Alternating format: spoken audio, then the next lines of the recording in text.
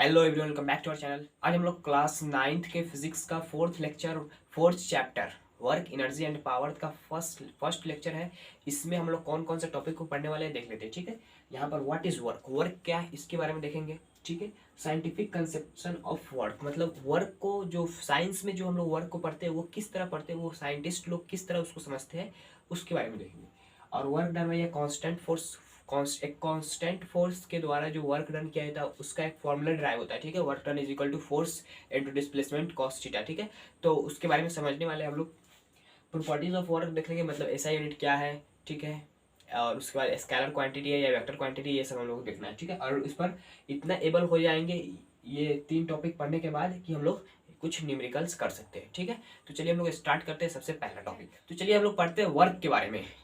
Work क्या होता है, हम अपने डेली डे लाइफ में देखते हैं। जो वर्क मतलब एक सामान को एक जगह से दूसरी जगह तक ले जाते हैं, उसमें वर्क करते हैं। सोचते हैं वहां पर वर्क करते हैं, बोलते हैं वहां पर वर्क करते हैं, एक्सरसाइज करते हैं वहां पर वर्क करते हैं। मान लीजिए मैं इस दीवार पर फोर्स लगा रहा हूँ। ठीक है, फोर्स लगा रहा हूँ तो ये दीवार, इस दीवार पर मैं वर्क कर रहा हूँ, लेकिन ये वर्क डिफाइन नहीं होता है। ठीक है, इसके बारे में हम लोग आगे समझने वाले हैं, लेकिन सबसे पहले हम लोग देख लेते हैं वर्क क्या होता है। वर्क यही होता है। वर्क को साइंटिस्ट लोग किस तरह लेते हैं उसके बारे में भी देखने वाले हैं। सबसे पहले वर्क क्या होता है ये देख लेते हैं। ठीक है, तो वर्क जब हम लोग सोचते हैं वहां पर वर्क करते हैं। ठीक है, वहां पर हम लोग का एनर्जी कंज्यूम होता है, लेकिन हम लोग उसको क्या करते हैं, साइंटिस्ट लोग उसको मतलब है ना, जैसे फॉर्मूला की मदद से हम लोग जो फाइंड करते हैं वो उस तरह नहीं फाइंड किया जा सकता है। ठीक है, तो ये सब वर्क होता है। वर्क का एप्लीकेशन बहुत ज्यादा है। जैसे कोई सामान साइकिलिंग करते वहां पर भी वर्क करते, कोई सामान को एक जगह से दूसरी जगह, वो वर्क हो गया। ठीक है, और बहुत सारा काम करते वहां पर वर्क करते हैं। ठीक है, तो बहुत सिंपल फंडा है। ठीक है, चलिए तो अगला टॉपिक को समझने पर हम लोगों को वर्क का मीनिंग समझ में आ जाएगा। तो हमारे दूसरे टॉपिक में ये है कि साइंटिफिक कंसेप्शन ऑफ वर्क क्या होता है, मतलब साइंटिस्ट लोग वर्क को किस तरह मेजर करते हैं और किस तरह वो समझते हैं। ठीक है, ये हम लोग समझने वाले हैं। तो साइंटिस्ट लोग कहते हैं कि यदि आप किसी चीज पर फोर्स लगाते हैं, किसी चीज को आप लोग हटाना चाहते हैं एक जगह से दूसरी जगह तक, यदि हम लोग इस पर फोर्स लगाए, खूब लगाए, मान लीजिए एक पहाड़ पर गए, हम लोग खूब फोर्स लगा, हमारे हम अपने अंदर का पूरा एनर्जी लूज कर दिए, लेकिन वो पहाड़ एक जगह से दूसरी जगह तक नहीं गया, डिस्प्लेस नहीं किया एक जगह से दूसरी जगह तक। वहां पर हम लोग मान लीजिए हम लोग तो कहेंगे कि मेरा एनर्जी पूरा खत्म हो गया, लेकिन वो जो क्या बोलते हैं, वो जो साइंटिस्ट लोग होंगे वो कहेंगे कि आपने एक भी वर्क नहीं किया, थोड़ा सा भी वर्क नहीं किया। क्यों कह रहे हैं, क्योंकि हम लोग डिस्प्लेस ही नहीं किए। क्योंकि वर्क का जो फॉर्मूला होता है वो क्या होता है, मैं आप लोगों को अभी बता देता हूँ। वर्क का फॉर्मूला होता है, work is equal to force into into point से हम लोग इंटू को डिनोट करते हैं। फोर्स इंटू डिस्प्लेसमेंट, देखिए force into displacement cos theta, cos theta. अच्छा, ये आप लोगों को 10th क्लास में पढ़ना होता है, लेकिन फिर भी 9th क्लास में क्यों दिया जाता है, क्योंकि यही फॉर्मूला होता है। ठीक है, और आप लोगों को मैं बता दूं, कॉस कॉस 0 से लेकर 90 तक का वैल्यू मैं आप लोगों को लिखा देता हूँ, इसको आप लोग याद कर लेंगे। ठीक है, 10th क्लास में भी काम देगा, और इसमें जो न्यूमेरिकल्स प्रैक्टिस करेंगे वहां पर भी हम लोगों को काम देगा। ठीक है, तो कॉस सबसे पहले हम लोग देख लेते हैं क्या, कि कॉस 0 डिग्री का वैल्यू क्या होता है, कॉस 30 डिग्री का वैल्यू क्या होता है, कॉस 45 डिग्री का वैल्यू क्या होता है, कॉस 60 डिग्री का वैल्यू क्या होता है, और कॉस 90 डिग्री का वैल्यू क्या होता है। ठीक है, तो 5 रेशियो है, इसको हम लोग देख लेते हैं। तो कॉस 0 का वैल्यू होता है 1, कॉस 30 का वैल्यू होता है √3/2, और कॉस 45 का वैल्यू होता है 1/√2, कॉस 60 का वैल्यू होता है हाफ यानी 1/2, और कॉस 90 का वैल्यू होता है 0, और कॉस 180 का भी ले लीजिए। ठीक है, ये आप लोगों को काम देगा। कॉस 180 का वैल्यू होता है -1। ठीक है, तो ये जो रेशियोज है इसको आप लोगों को याद करना पड़ेगा। यदि नहीं याद करते तो मान लीजिए आप लोगों को कोई क्वेश्चन दे देगा कि एक ब्लॉक है, ठीक है, जिसका मास m है, यहां से इसको हॉरिजॉन्टल से 60 डिग्री बनाकर खींचा जा रहा है कोई फोर्स F लगाकर, और ये यहां से यहां तक डिस्प्लेस किया, डी डिस्प्लेसमेंट किया।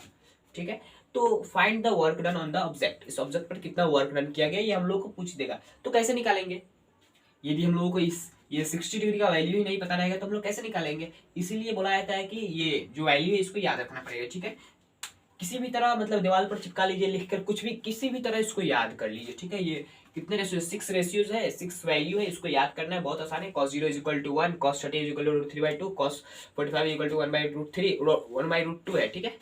और cos 60 का वैल्यू होता है 1/2, cos 90 का वैल्यू होता है 0, cos 180 का वैल्यू होता है -1, ठीक है। तो बहुत सिंपल है, इसको याद करना। अब बात ये है कि ये जो फोर्स होता है, ये जो फोर्स होता है इसको हम लोग कांस्टेंट फोर्स, यहाँ पर आप लोगों को क्लास 9th में यहाँ पर कांस्टेंट फोर्स रखा जाता है, ठीक है। कांस्टेंट फोर्स किस लिए, तो जो फोर्स का फॉर्मूला होता है वो क्या होता है, force is equal to mass into acceleration होता है। मास तो हमेशा सबका कांस्टेंट होगा, एक ही जैसा मास होगा, 2 kg का हो तो वो 2 ही kg का रहेगा, वो 4 kg का होने ही जाएगा, ठीक है। वो 2 kg का 2 kg रहेगा। यहाँ पर जो बदलता है वो एक्सेलरेशन है, घट बढ़ आगे पीछे होता रहता है। कौन होता है, तो एक्सेलरेशन होता है। तो हम लोगों को कांस्टेंट फोर्स को रखने के लिए किसको कांस्टेंट रखना पड़ेगा, मास तो ऑलरेडी पहले से ही है, जैसा है वैसा है, ठीक है। तो हम लोग को कांस्टेंट फोर्स को कांस्टेंट रखने के लिए हम लोगों को एक्सेलरेशन कांस्टेंट रखना पड़ेगा, ठीक है। तो एक्सेलरेशन को कांस्टेंट रखना पड़ेगा, इसीलिए फोर्स जब कांस्टेंट रहेगा तो वर्क हम लोग यहाँ पर इस तरह डिफाइन कर सकते हैं। यदि फोर्स अलग होगा, कभी 10 न्यूटन लग रहा है तो कभी 5 न्यूटन, तो कभी 4 न्यूटन, कभी 2 न्यूटन, तो इस तरह के वर्क को कैलकुलेट करने का तरीका होता है जो आप लोगों को क्लास 11th में पढ़ना है, वो उस तरीके को हम लोग बोलते हैं इंटीग्रेशन मेथड, ठीक है। तो वो आप लोगों को पढ़ना है, ठीक है। तो सिंपली आप लोगों को ये समझ में आ गया। और मान लीजिए मैं यहाँ से फोर्स लगाया और ये बोर्ड, मान लीजिए मैं फोर्स लगा रहा हूँ, ठीक है, और ये बोर्ड डिस्प्लेस नहीं कर रहा है, डिस्प्लेस नहीं कर रहा है, तो यहाँ पर क्या हो जाएगा, हम लोग मान लीजिए मैं 10 न्यूटन का फोर्स लगाया यहाँ पर, तो फोर्स यहाँ पर हो जाएगा क्या, work done is equal to force into displacement, ठीक है। और फोर्स इंटू डिस्प्लेसमेंट सिंपल है। और cos 0 का वैल्यू क्या होता है, cos 0 का वैल्यू 1, तो मान लीजिए हम लोग इंटू 1, cos 0 का वैल्यू 1 हो जाएगा, ओके। मैं फोर्स लगाया यहाँ पर तो क्या होगा कि 10 न्यूटन का तो फोर्स लगा दिया, इंटू जो डिस्प्लेसमेंट हुआ यहाँ पर 0 है, ये बोर्ड तो इधर उधर नहीं है ना, ये जैसा था वैसा ही है। तो यहाँ पर जब मैं फोर्स लगाया तो कुछ नहीं हुआ, मेरा एनर्जी चला गया, लेकिन यहाँ पर कुछ नहीं होता। जो साइंटिस्ट लोग लेंगे ना इसको, तो कैसे लेंगे, फोर्स तो 10 न्यूटन का लगाया, लेकिन डिस्प्लेस ये नहीं किया, डिस्प्लेस नहीं किया तो डिस्प्लेसमेंट हम लोग 0 लेंगे, डिस्प्लेसमेंट 0 तो ये टोटल वैल्यू 0, ठीक है। तो ये 0 वर्क किया, ये बात है।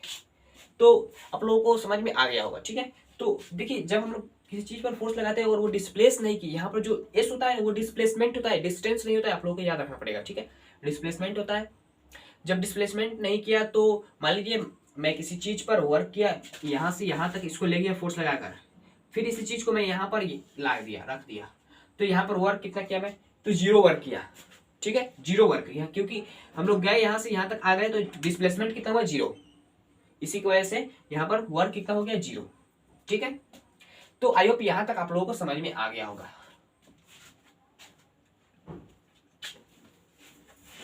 ओके, तो हम लोग देख लेते हैं क्या इसका एसआई यूनिट क्या होता है। SI unit of work,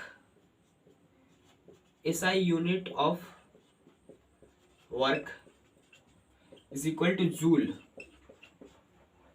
joule होता है जिसको हम लोग कैपिटल जे से डिनोट करते हैं, ठीक है। और ये क्या होता है, it is a scalar quantity,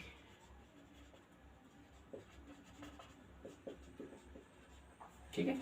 ये एक स्केलर क्वांटिटी होता है। देखिए यहाँ पर जो फोर्स है वो एक वेक्टर क्वांटिटी आप लोग जानते हैं, और डिस्प्लेसमेंट भी एक वेक्टर क्वांटिटी है, फिर भी ये एक स्केलर क्वांटिटी बन रहा है। क्यों, इसका रीजन आप लोगों को क्लास 9th में, क्लास 11th में आप लोगों को पता चलेगा, ठीक है। 9th में नहीं पता चलेगा। यहाँ पर होता है डॉट प्रोडक्ट, इसी की वजह से यहाँ पर जो होता है ना डॉट प्रोडक्ट लगता है, इसी की वजह से यहाँ पर जो क्या इसका रिजल्ट जो आता है वो एक स्केलर क्वांटिटी आता है। ये आप लोगों को क्लास 11th पढ़ना है, सिंपल, ठीक है। तो आप लोग ये याद रखें कि ऐसा यूनिट ऑफ वर्क क्या होता है, जूल होता है। It is a scalar quantity. इसके पास डायरेक्शन नहीं होता है, सिर्फ मैग्नीट्यूड होता है, ठीक है। वर्क के पास सिर्फ मैग्नीट्यूड होता है, डायरेक्शन नहीं होता है, ओके। इतना बात आप लोगों को याद रखेंगे, ठीक है। और एक बात है, निगेटिव वर्क क्या होता है, पॉजिटिव वर्क क्या होता है, जीरो वर्क क्या होता है, इसके बारे में देख लेते हैं। पॉजिटिव वर्क, नेगेटिव वर्क और जीरो वर्क कब कब होगा, ओके। तो देखिए पॉजिटिव वर्क तब होता है, मान लीजिए मैं ये जो बॉल था, यहाँ पर जो मास था m, इसको मैं फोर्स लगाया इस तरफ, ठीक है। F फोर्स लगाया, इस डायरेक्शन में फोर्स लगाया, और ये बॉक्स इसी डायरेक्शन में डिस्प्लेस किया, कुछ s डिस्प्लेसमेंट किया, ठीक है। इसी डायरेक्शन में किया। फोर्स के डायरेक्शन में जब डिस्प्लेसमेंट होता है, जिस डायरेक्शन में हम लोग फोर्स लगाते हैं उसी डायरेक्शन में यदि डिस्प्लेसमेंट हो, तो वहां पर क्या होता है, वर्क पॉजिटिव आता है। जो वर्क होता है वो पॉजिटिव आता है, ठीक है। जब फोर्स और डिस्प्लेसमेंट, फोर्स और डिस्प्लेसमेंट सेम डायरेक्शन में हो, सेम डायरेक्शन, ठीक है। फोर्स और डिस्प्लेसमेंट का जब डायरेक्शन सेम हो तब क्या होगा, जो वर्क होगा वो पॉजिटिव होगा, ठीक है। और नेगेटिव कब होगा, मान लीजिए ये फोर्स लगा रहा हूं मैं किस डायरेक्शन में, ये बॉक्स मैं इस डायरेक्शन में फोर्स लगा रहा हूं F, ठीक है।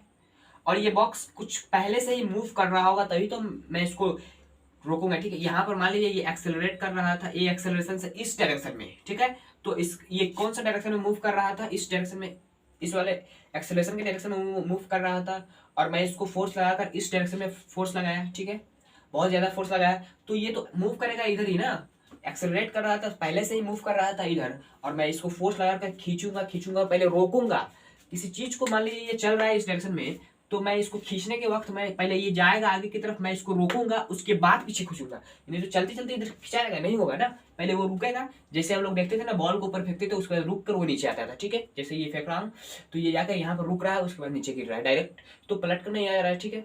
तो सिंपल इसी तरह होता है, यहाँ पर ये जाएगा, उसके बाद यहाँ पर कहीं पर रुकेगा, ठीक है। तो यहाँ से यहाँ तक जो वर्क, यहाँ से यहाँ तक जो डिस्प्लेसमेंट हुआ इस, ये जो फोर्स लग रहा था इस डायरेक्शन में, डिस्प्लेसमेंट हुआ इस डायरेक्शन में, तो देखिए डिस्प्लेसमेंट और फोर्स का जब अपोजिट डायरेक्शन हो तो वहां पर वर्क नेगेटिव होता है, ठीक है। जब फोर्स और डिस्प्लेसमेंट अपोजिट डायरेक्शन में हो, अपोजिट डायरेक्शन में हो, तब वर्क क्या होगा, नेगेटिव होगा। और वर्क नेगेटिव होने का मतलब यही है कि हम लोग किसी चीज से क्या ले रहे हैं, वर्क, किसी चीज का एनर्जी हम लोग ले रहे हैं, किसी चीज से एनर्जी हम लोग ले रहे हैं, यही सिंपल आप लोगों को बात समझना है, ठीक है। मान लीजिए कोई चीज रुका हुआ है, आप लोगों को काइनेटिक एनर्जी जब मैं पढ़ाऊंगा वहां पर आप लोगों को समझ में आ जाएगा, ठीक है। कोई चीज रुका हुआ है, मैं इसको धक्का दूंगा तो ये चलने लगेगा, ठीक है, चलने लगेगा तो इसके पास एक एनर्जी आ जाता है, ठीक है, जो आप लोगों को आगे पढ़ना है, ठीक है। तो सिंपल आप लोगों को ये बात समझ लीजिए कि इसको मैं धक्का दूंगा तो पॉजिटिव वर्क जब हम लोग करते थे, किसी चीज को वर्क देते हैं, मतलब एनर्जी देते हैं, किसी चीज को एनर्जी देते हैं जब हम लोग पॉजिटिव वर्क करते हैं तो, और नेगेटिव जब वर्क करते हैं तो वहां पर हम लोग किसी चीज का एनर्जी लेते हैं। और जीरो वर्क कब होता है, जीरो वर्क कब होता है, जीरो वर्क ग्रेविटी करता है तब। मान लीजिए ये ग्राउंड है, यहाँ पर क्या है, एक मास m है, ये मूव कर रहा है इस डायरेक्शन में, और ग्रेविटी जब इस तरफ फोर्स लगाएगी mg, फोर्स इस डायरेक्शन में और डिस्प्लेसमेंट इस डायरेक्शन में, इन दोनों के बीच में एंगल कितना बन रहा है, 90 डिग्री का बन रहा है एंगल। और 90 डिग्री बन रहा है तो हम लोग फोर्स और डिस्प्लेसमेंट का फॉर्मूला क्या पढ़े हुए हैं, मान लीजिए इसको हम लोग, हाँ mg है ना फोर्स, तो mg इंटू डिस्प्लेसमेंट कितना है, s इंटू cos 90। देखिए cos 90 का वैल्यू मैं यहाँ पर क्या लिखा हूँ, जीरो लिखा हूँ, तो जब यहाँ पर जीरो हो जाएगा cos 90 का वैल्यू, तो ये ले दे के पूरा का पूरा टर्म जीरो हो जाएगा, तो यहाँ पर जीरो वर्क हुआ। जब फोर्स के डायरेक्शन और डिस्प्लेसमेंट के डायरेक्शन दोनों के बीच में 90 डिग्री का, फोर्स और डिस्प्लेसमेंट के बीच में जब 90 डिग्री का एंगल बनेगा तब वहां पर जीरो वर्क होता है। क्या होता है, जीरो वर्क, ठीक है। जब फोर्स और डिस्प्लेसमेंट के बीच में यानी बिटवीन कितना हो, 90 डिग्री हो, तब क्या होगा, वर्क जीरो आएगा, ठीक है, ठीक है। तो आई होप आप लोगों को समझ में आ गया होगा, ठीक है। तो चलिए हम लोग इस पर बेस्ड क्वेश्चंस को करते हैं। अभी तक जितना पढ़े उस पर बेस्ड 2 क्वेश्चन मिला है, बढ़िया क्वेश्चन, उसको हम लोग सॉल्व करते हैं। इसमें एक और टॉपिक मैं बना दूंगा इसी क्वेश्चन को सॉल्व करने के लिए, ठीक है। और आप लोगों को बोला है डिफाइन वन जूल वर्क, तो इसको भी हम लोग सॉल्व करते हैं। चलिए सबसे पहले हम लोग इसको सॉल्व करते हैं। बहुत सिंपल क्वेश्चन है, फॉर्मूला पर बेस्ड है। Force of 7 Newton act on an object, एक फोर्स है 7 न्यूटन का जो एक ऑब्जेक्ट पर लग रहा है। The displacement is say 8 metre in the direction of force, in the direction of force, ये बहुत यहाँ पर जो लाइन है ना, in the direction of force, ये एकदम इंपॉर्टेंट है। ये आप लोगों को देखना पड़ेगा कि किस डायरेक्शन में फोर्स लगा है, ठीक है।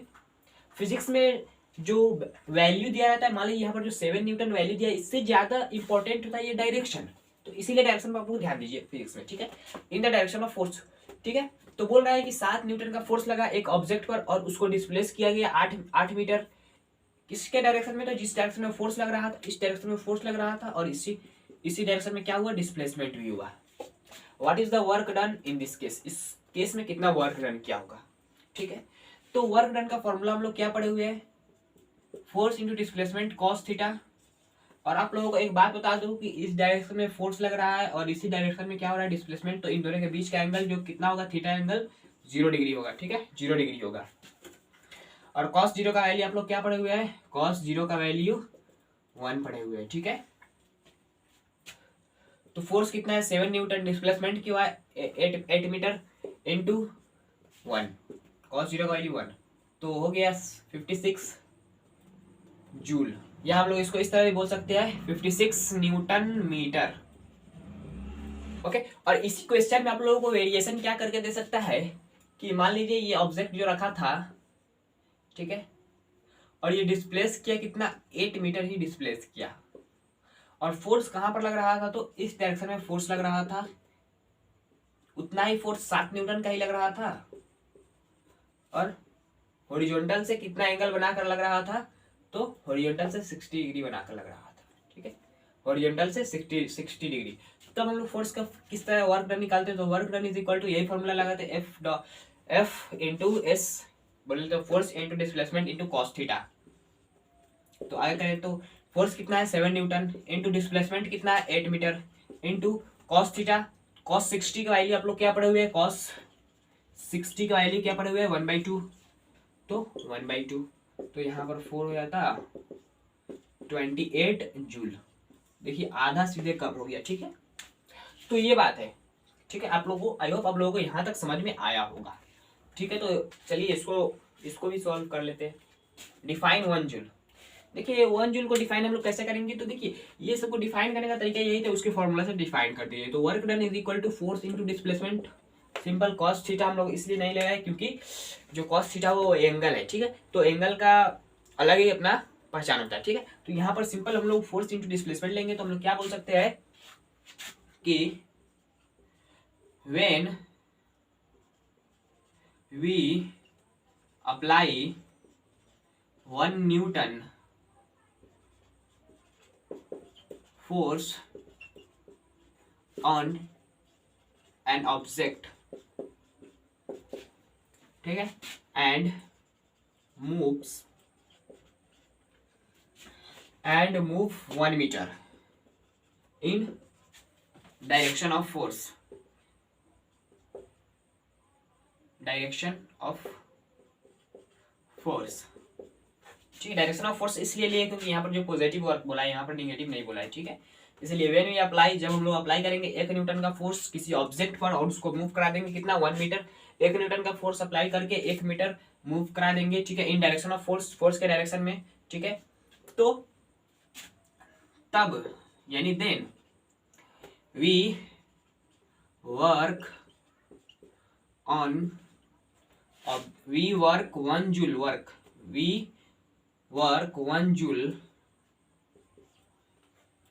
on the object,